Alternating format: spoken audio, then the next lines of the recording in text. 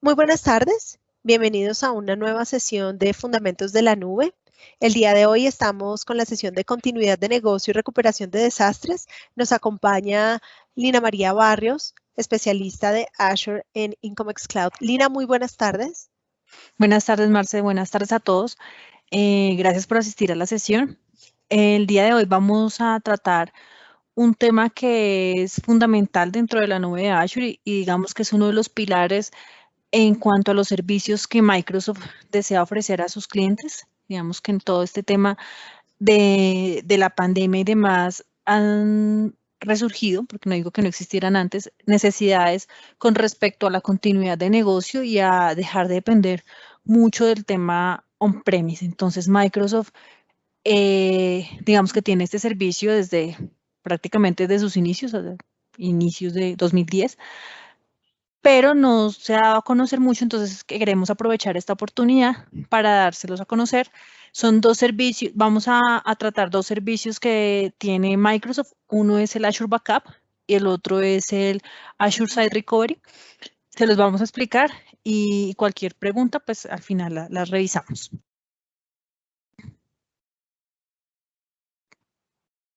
Entonces, como les decía, vamos a iniciar con el tema de Azure Backup.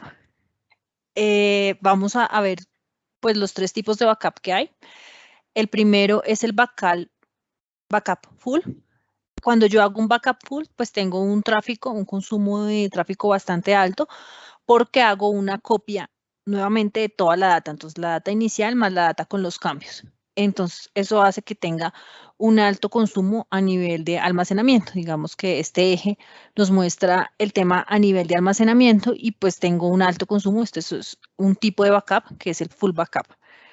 El otro es un backup diferencial. Entonces, hago mi primer backup con toda la data y el segundo backup solamente hago el backup de las diferencias. El tráfico es menor que el anterior. También se consume menos espacio de almacenamiento. Sin embargo, no es la opción pues, que se considera más óptima, sino la que se considera más óptima es el backup incremental, que lo vemos aquí en el tercer gráfico, en el cual solo se almacenan los bloques que se han cambiado desde el último backup. Entonces ustedes ven en esta opción, digamos, la diferencia con el diferencial, valga la redundancia, es que yo a partir del segundo backup empiezo a guardar todos los cambios que se tienen. En cambio, en el incremental solamente guardo el último cambio. Entonces, eso es importante tenerlo en cuenta porque Azure trabaja bajo este modelo, bajo el modelo de un backup incremental. ¿Qué se puede respaldar en Azure Backup? Se pueden respaldar temas que estén en las premisas, entonces yo tengo servidores en las premisas, tengo dispositivos, instancias que pueden ser laptops y demás. Vamos a detallar un poco más adelante cómo funciona cada uno. Adicional, se puede respaldar máquinas virtuales que estén dentro de Azure. Otra opción que se tiene para respaldar en un Azure Backup son los file shares de Azure. También se puede hacer, digamos que tal lo vamos a explicar un poco más. También SQL Server, pero que esté en Azure, en máquinas virtuales de Azure. Esta pregunta la recibimos bastante y es que muchos clientes dicen, ok, yo quiero hacer un backup, pero no de la máquina completa, sino solamente de la base de datos. Entonces, y la base de datos está on-premise. Entonces, como ven, esa opción no está, está la opción de hacerle backup a la base de datos, sí, solo sí, está dentro de una máquina virtual de Azure. Si no está así, digamos, no le puedo hacer solo backup a la base de datos, sino que se la tengo que hacer a la máquina completa y estaría dentro de este primer grupo. Y la última opción, que es una opción que nace a partir de la alianza que hubo entre Microsoft y SAP, es las bases de datos de SAP HANA que están dentro de máquinas virtuales de Azure. Es muy similar a esta opción, tiene ciertas diferencias, pero también la vamos a ver con un poco más de detalle a continuación. Entonces, estas son las opciones que nos muestra. Entonces, cuando yo voy a hacer un backup, mi primer paso dentro de Azure es hacer algo que se llama una bóveda o un vault. Yo creo dentro de ese vault voy a crear las opciones de respaldo. Allí creo los backup o los site recovery. Cuando yo le doy la opción de backup, él me muestra las opciones que muestro aquí a continuación. De hecho, pues aquí digamos que si actualizamos un poco la imagen, vamos a ver un par de opciones más. Y me dice que puedo seleccionar dónde está corriendo, si está corriendo premise, si está corriendo, por ejemplo, en una máquina virtual en Azure, y que puedo respaldar. Entonces vamos a ver la primera opción, que es hacer el backup de una máquina virtual que está en Azure. Entonces, cuando yo hago el backup de una máquina virtual que está en Azure, yo tengo un servicio de backup que tiene un agente. Ese agente se instala dentro de esa, digamos que el sistema en el back, por así decirlo, me instala ese agente dentro de esa máquina virtual que está en Azure y me toma diferentes snapshots que son guardados en esa bóveda que ya creé. Entonces, ese servicio funciona de esa manera tanto para máquinas Windows como para máquinas Linux. Esto es importante tenerlo en cuenta. Ahorita vamos a ver otro servicio que va muy atado a este backup dentro de máquinas virtuales en Azure. Entonces, cuando yo lo configuro, digamos que hacer la configuración, yo no tengo que hacer la instalación de la agente. Esa es una instalación que una vez yo creo la bóveda y selecciono el servicio de backup, él la hace automática. De hecho, yo simplemente le digo, tome la máquina 1, la máquina 2, la máquina 3, y él hace la instalación de la agente. Entonces, no tengo que descargarlo y volverlo a instalar dentro de esa máquina, no. El sistema lo hace por sí mismo. Por ejemplo, digamos, este es un ejemplo que tenemos dentro de un escenario real. Vamos a ver un poco el tema de costeo. Entonces, aquí en el ejemplo tenemos una máquina A2 de un tamaño estándar que tiene 2 discos de datos adicionales con un máximo tamaño de 32 terabytes cada uno. La siguiente tabla muestra la data actual guardada en cada uno de los discos. Entonces, en el sistema operativo, estoy utilizando 17 gigas de 32 teras. En el disco temporal, 5 gigas, pero pues digamos que aquí es importante tener en cuenta que esto no se incluye dentro del backup porque es un archivo, pues un disco temporal. Y en los discos de datos tengo 30 gigas de 32 teras y en este disco no tengo nada almacenado. Entonces, cuando yo voy a tener un escenario de backup, yo lo que tengo que tener en cuenta realmente es esta información, la data actual. Digamos que yo trabajo es sobre esta data, no sobre el máximo tamaño que puede llegar o el máximo tamaño del disco que tiene, sino sobre la data actual. Entonces, si ustedes ven, yo sumo pues los 15, los 5 no los tengo en cuenta, los 30, entonces para un total de 47 gigas. Entonces, estoy hablando de una sola máquina, es decir, estoy hablando de una sola instancia y estoy hablando de que en esa instancia tengo actualmente 47 gigas. Entonces, si yo me voy a la calculadora y selecciono el servicio de Azure Backup, primero me va a pedir la región. Entonces, yo ya tengo determinada cuál es la región que más me conviene. Entonces, ya he ido al Azure Speed Test, que lo hemos visto en estas sesiones. El Azure Speed Test me determina cuál es la región con la que menos latencia tengo. En el caso de Colombia, que es donde yo estoy ubicada, es el este de Estados Unidos. De hecho, muchas partes en Latinoamérica tenemos menos latencia con el este de Estados Unidos. Luego me dice el tipo. Entonces, en este caso estamos viendo que es una máquina virtual en Azure, pero pues si yo despliego aquí este menú, voy a encontrar todas las opciones que vamos a ver dentro de esta sesión. Luego me dice cuántas instancias tengo. Entonces, aquí ya lo mencionamos anteriormente, tengo una sola máquina y tengo 47 gigas actualmente. Lo hago con la data actual, pero él acá, lo van a ver, él me hace un análisis, digamos, de cómo sería ese crecimiento dependiendo de algunos factores que voy a mencionar en adelante, y me da después de un primer año, cuando esté en digamos, yo aquí veo diferentes opciones, después del primer mes, después del primer año y cuando esté en un estado estable. Estas dos son casi lo mismo, cuando esté en un estado estable, regularmente se da después del primer año. Entonces, él calcula cuando esté en estado estable cuánto sería ese total del storage. Como ustedes ven acá, él me está diciendo que son 47 gigas, pero cuando ya esté en estado estable me va a almacenar esta cantidad de información y en base a eso es que él hace el cálculo. Entonces, por eso yo no me voy con la data actual para que él haga su proyección y dentro del escenario de dimensionamiento esté proyectado correctamente. Luego tengo otra opción que me habla de la redundancia. La redundancia es una forma de yo tener cierta disponibilidad. Cuando yo hablo de redundancia local, es que en el mismo data center hay 3 copias de mi información, de mi data. Cuando yo hablo de redundancia geográfica, es cuando yo tengo 3 copias dentro de mi data center y 3 copias dentro de otro data center en una ubicación geográfica diferente.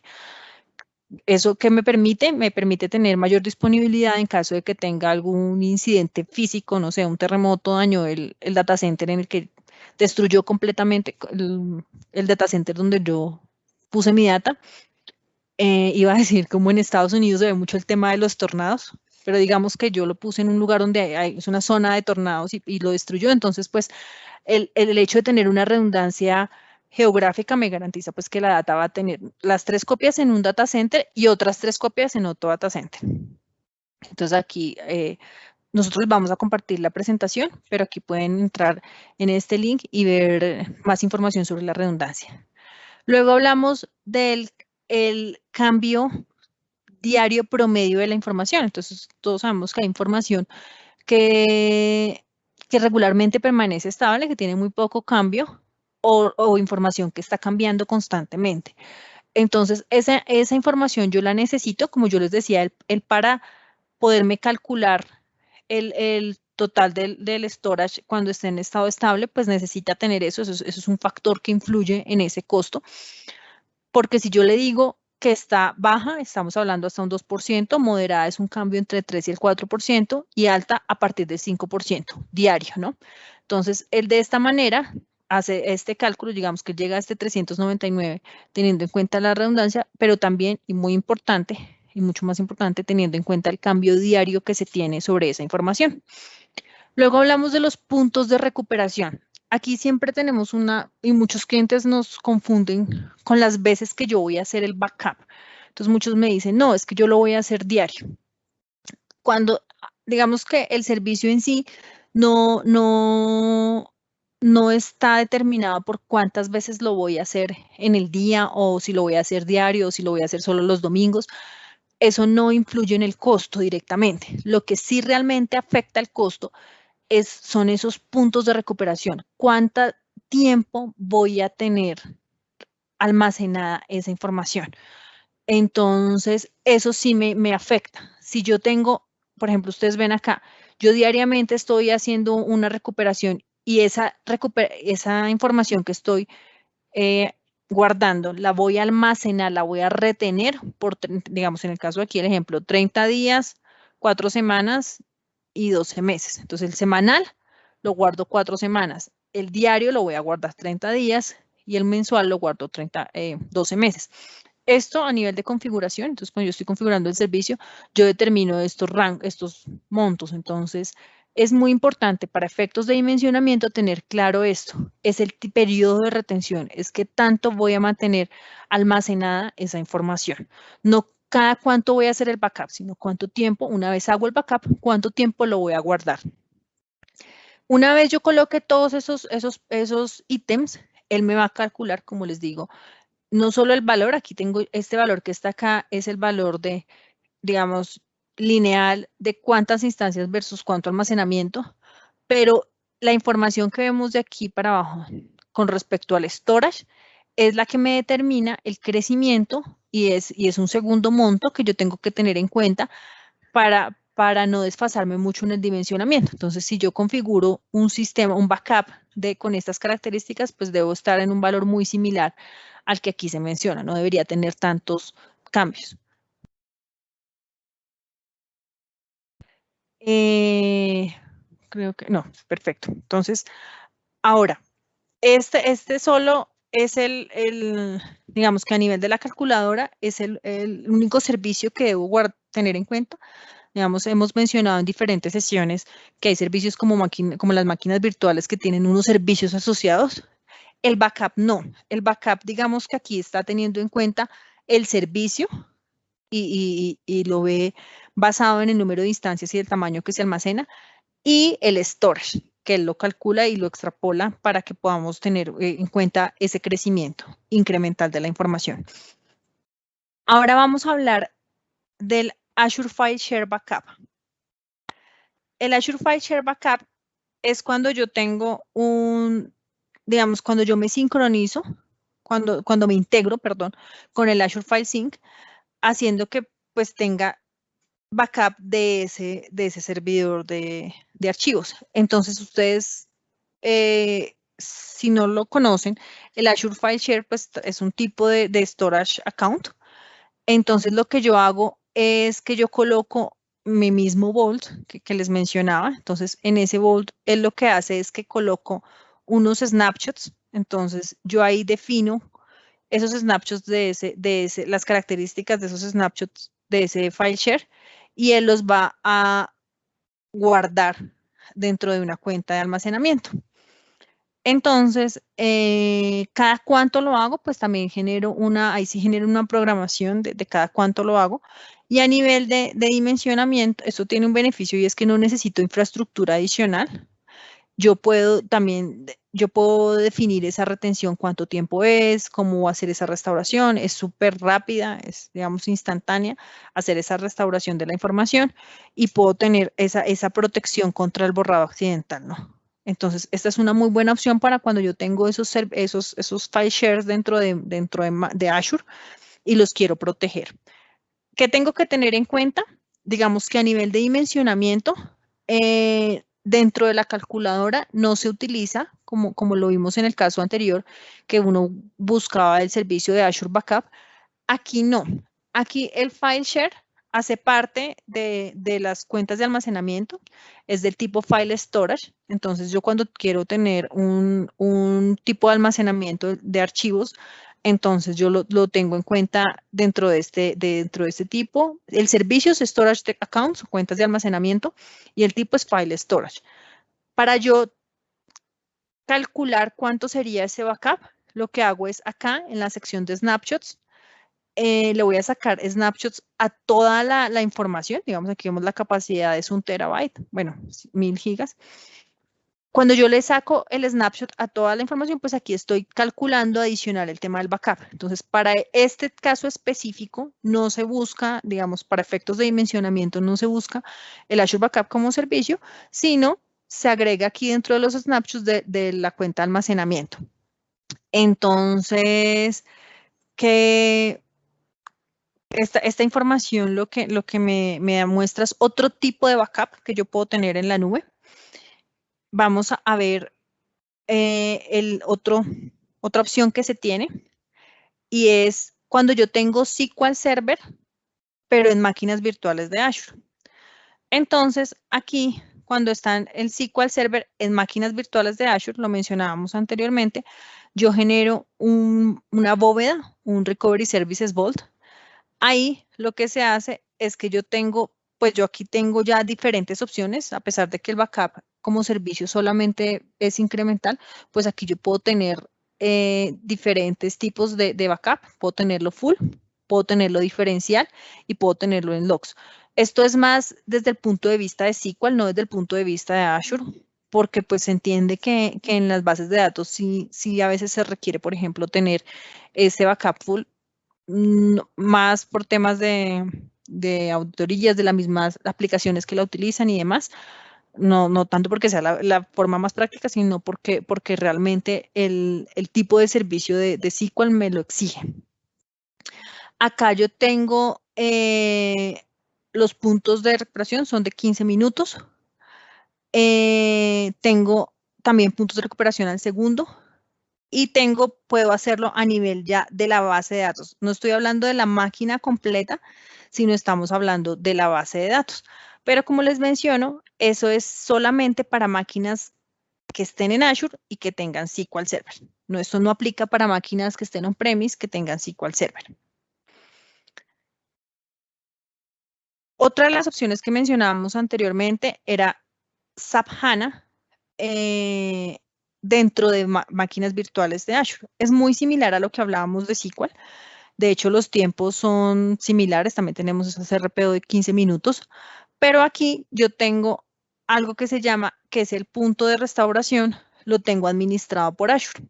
Digamos que eso hace que esas restauraciones sean mucho más rápidas. Entonces, y pues sabemos que la cantidad de información que se maneja dentro de SAP es muy alta.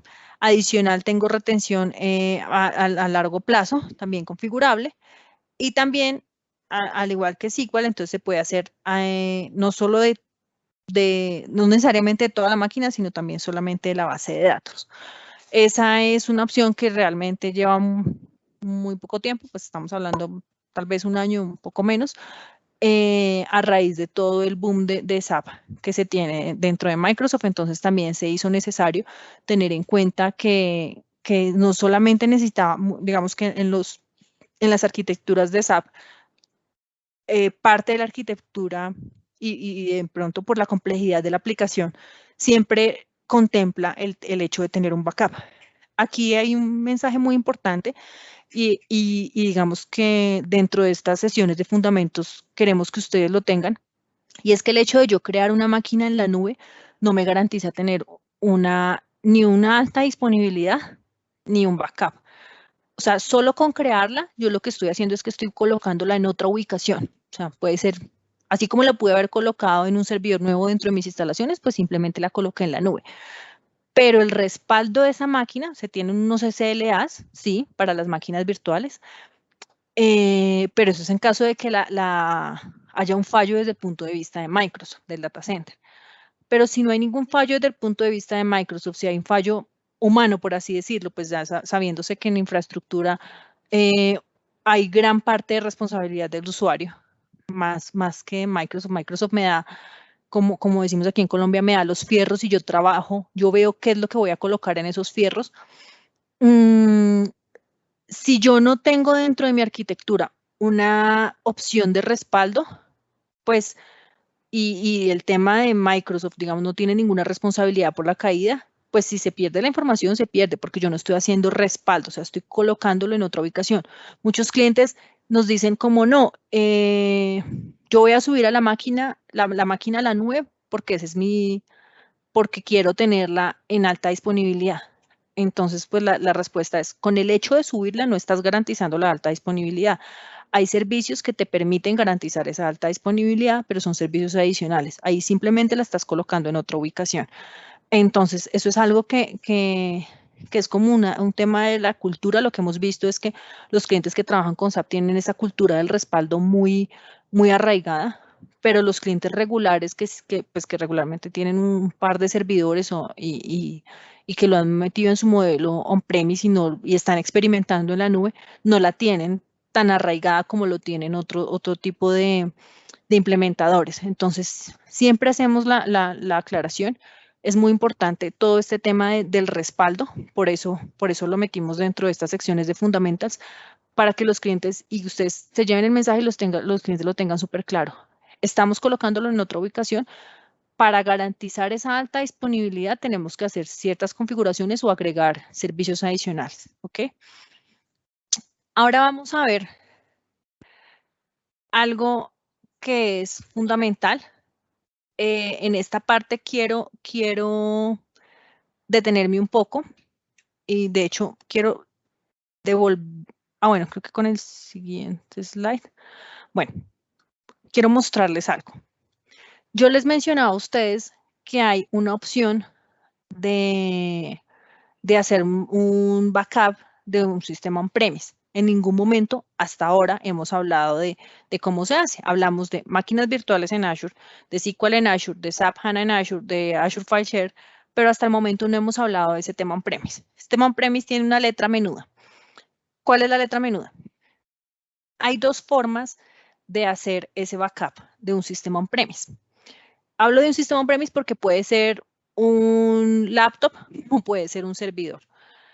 Si yo quiero hacer el respaldo de archivos, carpetas y estado del sistema, Microsoft ha destinado un agente que yo puedo instalar en esa máquina y una vez instalado, él se conecta con mi bóveda, que les mencioné, el Recovery Services Vault, se conecta con esa bóveda Yo configuro cómo van a ser los periodos de retención, la frecuencia con la que voy a hacer el backup, y él me está haciendo ese backup automáticamente. Entonces yo descargo el agente de Azure, lo instalo en la máquina, lo configuro en la máquina y ya ahí él automáticamente empieza a trabajar el respaldo.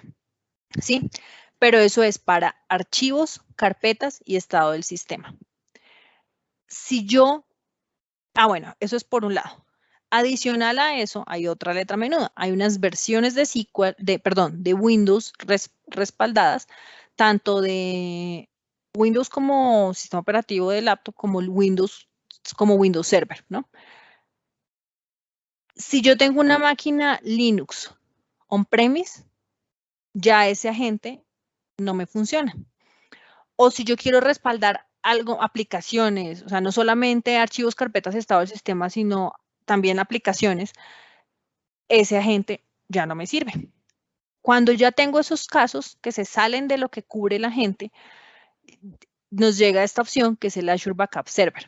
Entonces aquí es que yo coloco un backup tanto de aplicaciones que están sobre estos sistemas operativos, de ciertas máquinas virtuales y de Linux que ya estén tanto como en Hyper-V como en VMware, incluso los clusters. Cuando yo ya quiero hacer backup de cualquiera de estas cargas de trabajo que se consideran especializadas o, como les decía, no solamente archivos, carpetas y estado del sistema, sino incluir aplicaciones, entra este Azure Backup Server.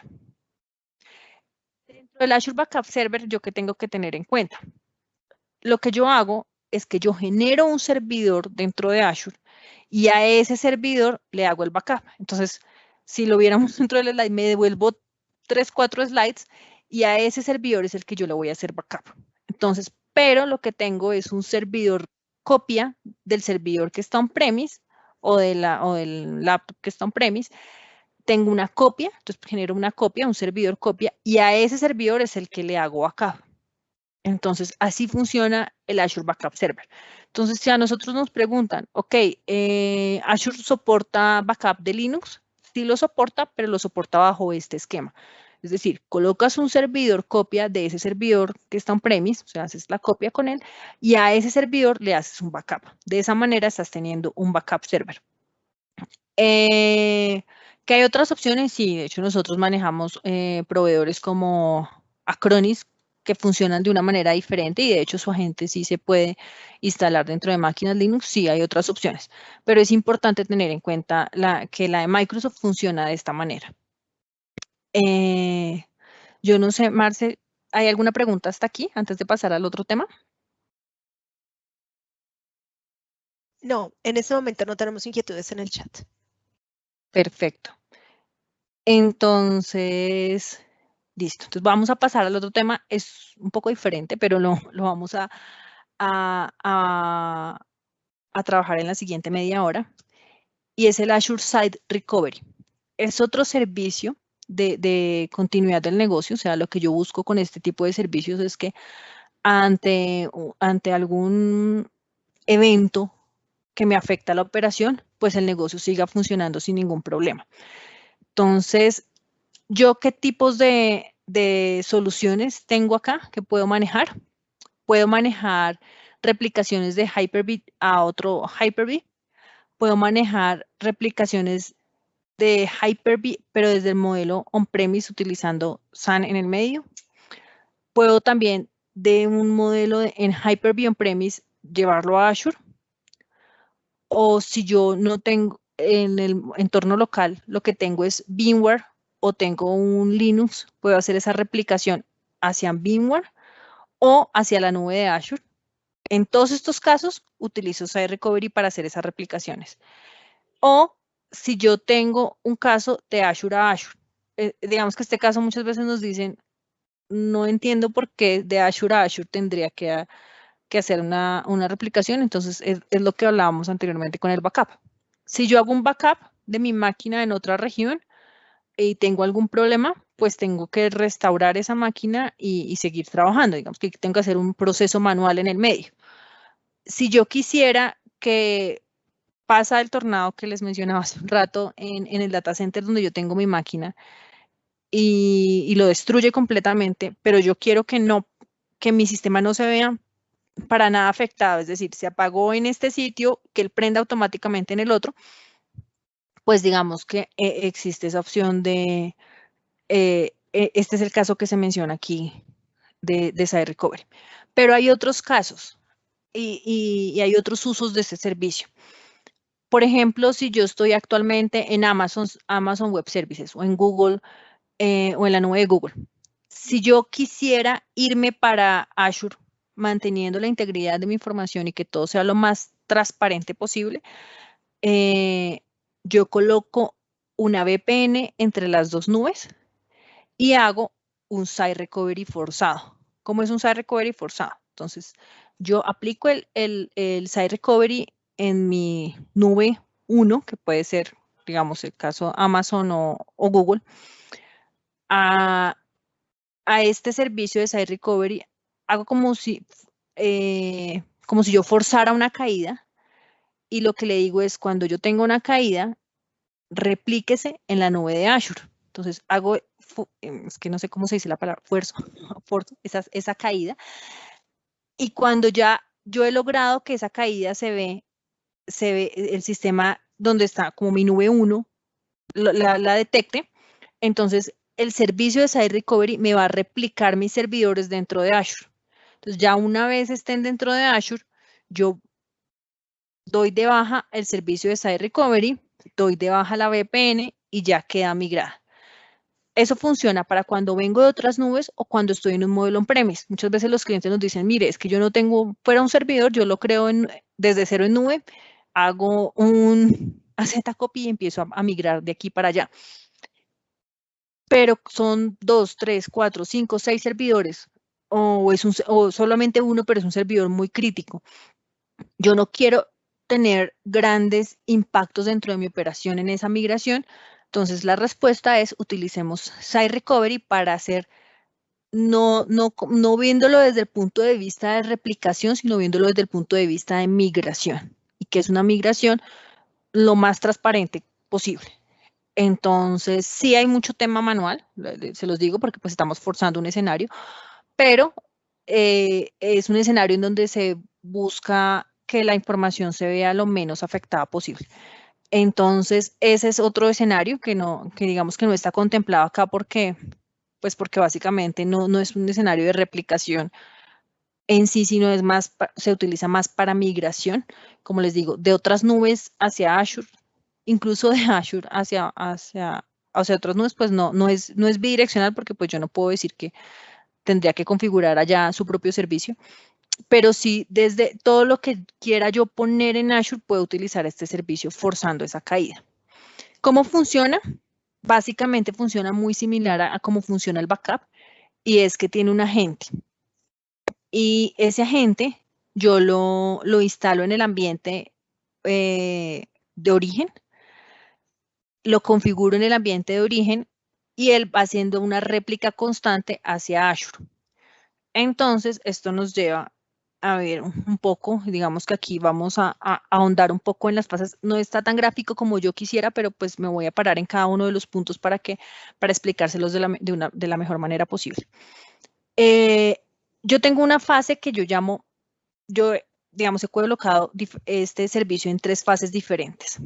Una fase que es la fase de protección. Esta fase yo la simulo mucho con un seguro que uno, no sé, de vida del carro, por ejemplo.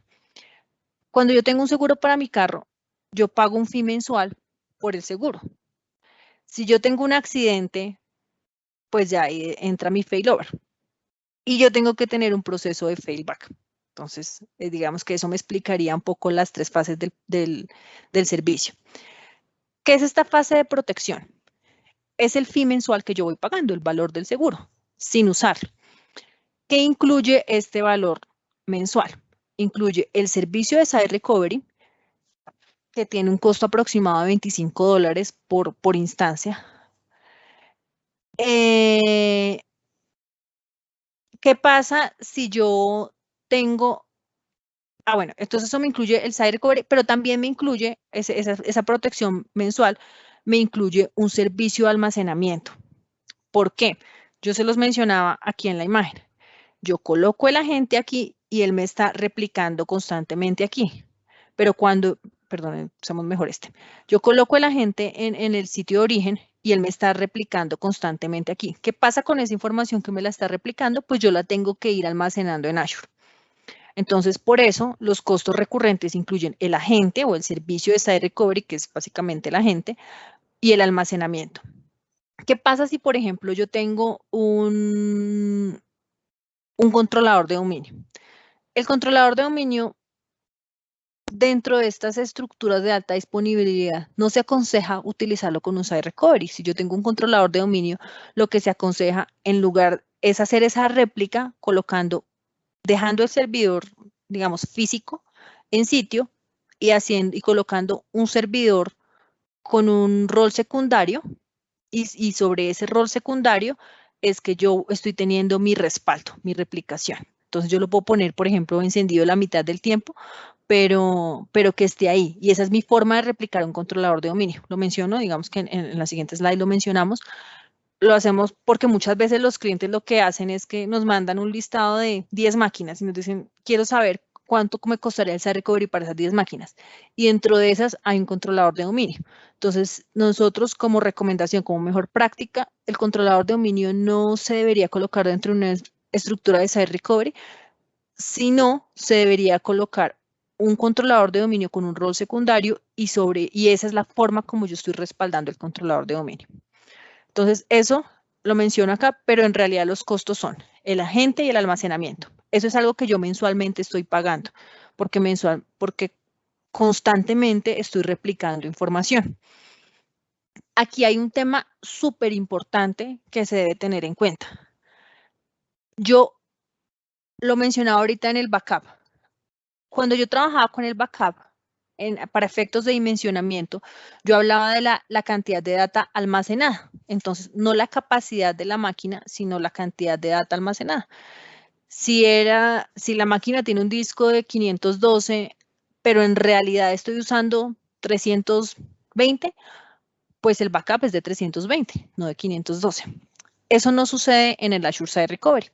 Cuando yo tengo infraestructuras on-premise, tengo que dimensionar ese almacenamiento en nube. Él lo que hace es que me hace una copia, una réplica de lo que tiene on-premise.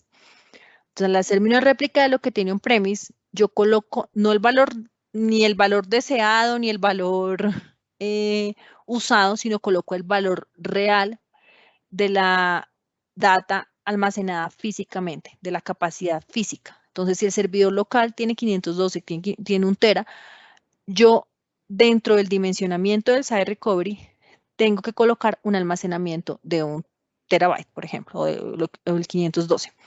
Tiene que ser igual a la data física.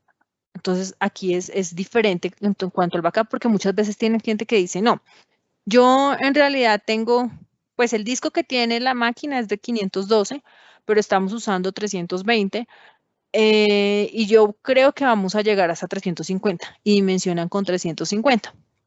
Entonces, cuando ya después de configurarlo y usarlo, se dan cuenta que efectivamente no les cobró 350, sino los 512. Entonces, aquí es muy importante tener en cuenta. Para la parte de protección, servicio de Site Recovery, almacenamiento, pero almacenamiento lo más cercano al almacenamiento físico que tiene la máquina, porque al hacer la réplica, pues hace la réplica exacta. Luego viene la segunda fase, failover. Entonces, este es un costo que yo pago constantemente, tenga o no tenga ningún incidente. ¿Qué pasa si tengo el incidente? Entonces, no sé, hubo una anegación o tengo cortes de energía, que pasa mucho en varios países de Latinoamérica. Tengo cortes de energía y hubo un failover. Entonces, ocurre ese evento, pero yo estoy contratando ese servicio para que cuando ocurran esos eventos, mi operación se mantenga. Entonces, ¿qué hace ese agente? Ese agente que está instalado detecta que algo no está funcionando bien en el sitio on-premise. Entonces, ¿qué hace? Levanta en la nube los servidores. Entonces, se prende ese ambiente de continuidad en Azure. Cuando yo digo levanta esos servidores, él crea servidores con características muy similares a los servidores físicos. Ayer tuvimos una sesión de máquinas virtuales y yo les mencionaba que lo más importante en una máquina virtual en la nube era saber el uso que se iba a dar a esa máquina para determinar en qué familia se acomodaba y las características. Para este caso, es muy importante tener en cuenta que yo tengo que tener una máquina muy similar a la máquina física para efectos de dimensionamiento. ¿Qué es lo que pasa? Que aquí el costo de la máquina, esa máquina no es que se vaya a usar por mucho tiempo, pues el failover se entiende que es una caída por un par de horas, incluso por días. Lo que nosotros hacemos para efectos de dimensionamiento en esta fase es colocarlo por 24 horas. Entonces, de cara al cliente, por cada día que tú estés fuera de línea, te cuesta tanto. Que si fueron 2 horas, pues el sistema me va a cobrar 2 horas, no me va a cobrar el día completo. Pero para efectos de dimensionamiento es más fácil, digamos, en un lenguaje comercial, indicarlo por días. Entonces, se prende ese ambiente secundario en nube. ¿Qué pasa con el almacenamiento? Recuerdan que aquí en la protección estábamos hablando de un almacenamiento que yo ya venía pagando, pues él simplemente a esas máquinas que crea le asigna este almacenamiento, entonces él constantemente lo replicó, entonces está, por así decirlo, actualizado. Entonces aquí yo sigo trabajando y digamos que aquí yo tengo que garantizar que la operación continúa. Que pueden haber falsos positivos, sí los pueden haber. Digamos que la idea del servicio es tratar de mitigarlos, pero pues no está exento de que algunas veces él detecte que hubo una caída y en realidad no fue así, pero son muy pocos los casos que se dan de esa manera. Listo. Yo, no sé, hubo una caída de luz por 5 horas. Entonces el sistema me montó una máquina, me la dejó ahí encendida por 5 horas, yo seguí trabajando normal y resulta que regresó la luz y el servidor de la energía y el servidor siguió funcionando. Entonces, bien, entramos en esa tercera fase, que es la de failback. Mientras yo estuve esas 5 horas trabajando en Azure, se hicieron cambios, hubo cambios dentro del servidor, ¿no? Entonces, lo que yo busco en el failback es que esa información que cambió durante la caída vuelva al servidor on-premise, si es el caso. Entonces, para que el servidor on-premise quede actualizado, o sea, esas 5 horas que no trabajó porque no tenía energía, no las haya perdido, sino que esas 5 horas que se trabajaron en la nube, esa información vuelva al servidor y yo siga funcionando ya con el regreso de energía, siga funcionando mi servidor normal y yo siga trabajando allí. Para hacer ese cambio se requiere un servidor que se llama un servidor de conmutación. Ese servidor de conmutación me permite regresar al sitio primario. Entonces me actualiza ese servidor en sitio y vuelvo a seguir operando.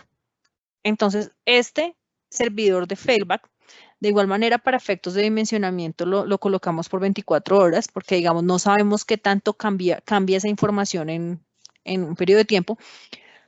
Lo mismo, que si se demora menos haciendo la conmutación, ¿me va a cobrar menos por ese servidor? Sí, probablemente, seguramente va a ser así. Pero para efectos de dimensionamiento también lo colocamos en unos precios por día, pero digamos que ahí lo que se le indica a los clientes esto es cuando tengo un evento. O sea, yo estoy pagando un seguro constantemente para cuando tenga un evento, tenga esa opción de seguir trabajando y después voy a contemplar la opción de volver a la operación donde regularmente la hago, por ejemplo, regularmente es en sitio. Una vez ya llego al sitio, pues simplemente estos servidores todos se dan de baja y sigo pagando pues el costo solamente de la protección. Eso es, digamos que muy a grandes rasgos un site recovery. Como les decía, nosotros los dividimos en fases, los dimensionamientos los dividimos en fases, todo lo manejamos en fases porque al cliente hay que explicarle las fases. Hay que decirle qué pasa cuando tú tienes un evento, qué pasa cuando regresas y cuánto te cuesta estar fuera de línea y separarlo, porque pues tengo un costo recurrente, tengo un costo por evento y tengo un par de costos por eventos que tengo y pues cuando nosotros vemos esto en máquinas, puedo tener máquinas supremamente robustas. Yo les decía que él me genera máquinas muy similares a las del ambiente físico. A nosotros nos pasa muchas veces que cuando tenemos un ambiente físico y lo llevamos a nube, pues los clientes dicen, no, eso es carísimo. Pero como aquí estamos hablando de un pago por uso, o sea, un par de horas, realmente estos costos, o sea, una máquina súper robusta no supera los $20. Entonces, por día. Entonces, Y estoy hablando de unas máquinas, regularmente estamos incluso menos de $5 por día.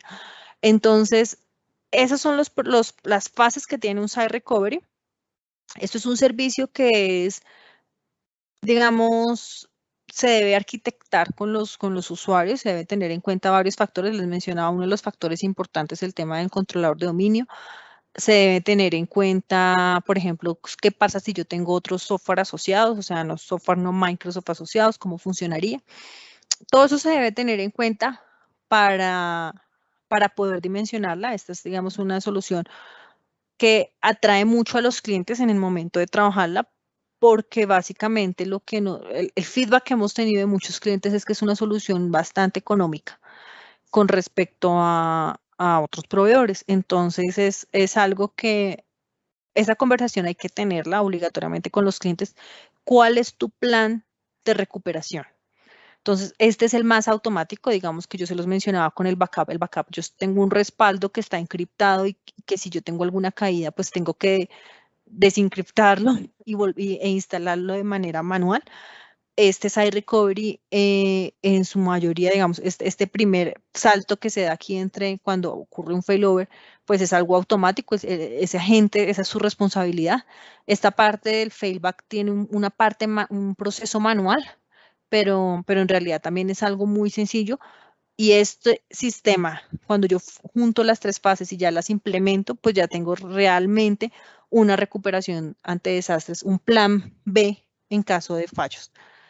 ¿Qué tengo que tener en cuenta? Y ustedes lo vieron un poco aquí en esta imagen. Microsoft inicialmente tenía este servicio de Site Recovery, tenía la opción de de hacerle Site Recovery a una máquina Linux, solo, digamos, una máquina que no estuviera dentro de un ambiente VMware. Esa opción, digamos que la quitó. Entonces, cuando yo tengo una máquina, por así decirlo, sola, y tengo que hacerle Site Recovery, tengo que, de cierta manera, forzar el escenario. Antes era más sencillo, lo menciono porque antes era súper sencillo, ahora requiere un trabajo técnico extra, porque lo que Microsoft dice en este momento para este sistema de Site Recovery utiliza funcionalidades de VMware. Entonces, entra vSphere, tengo que activar la movilidad para que detecte la máquina. O sea, se hacen una preparación especial en VMware para poderlo replicar. Antes no era así, o sea, antes tenía mi escenario de VMware, aparte mi escenario de una máquina Linux. Como cambiaron eso, pues digamos que solamente es tener en cuenta ese escenario, requiere un poco más de trabajo del área técnica, pero en general tengo muchas opciones para respaldar la infraestructura local o infraestructura que está en otras nubes. Y adicional, pues este es el servicio que yo utilizo regularmente cuando hago migraciones de on-premise a la nube o de otras nubes hacia la nube de Microsoft. Bueno, hasta aquí vamos. No sé si hay preguntas. Bueno, acá sí tenemos más preguntas. Muy bien. Nos pregunta Héctor, con Site Recovery de una máquina virtual en Azure a otra máquina virtual en Azure, ¿en qué momento se activa el agente para pasar de un servidor a otro? Cuando tengo la caída digamos, ahí sí es una caída o un fallo directamente en el data center.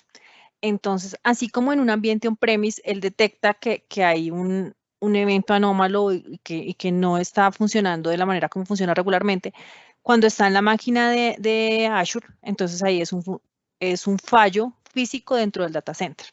Entonces, en ese momento se activa el agente. Si yo por alguna razón quisiera forzarlo, digamos que no tiene mucho sentido, digamos, ya cuando están las dos máquinas en Azure, no tiene mucho sentido forzarlo. Este es simplemente un respaldo y una arquitectura de alta disponibilidad, pues previendo que pueda llegar a suceder algún evento que afecte físicamente el data center donde está mi información. Lina, muchísimas gracias. Una excelente sesión. Y a todos, muchas gracias por acompañarnos el día de hoy. Bueno, Marce, muchas gracias. Hasta luego.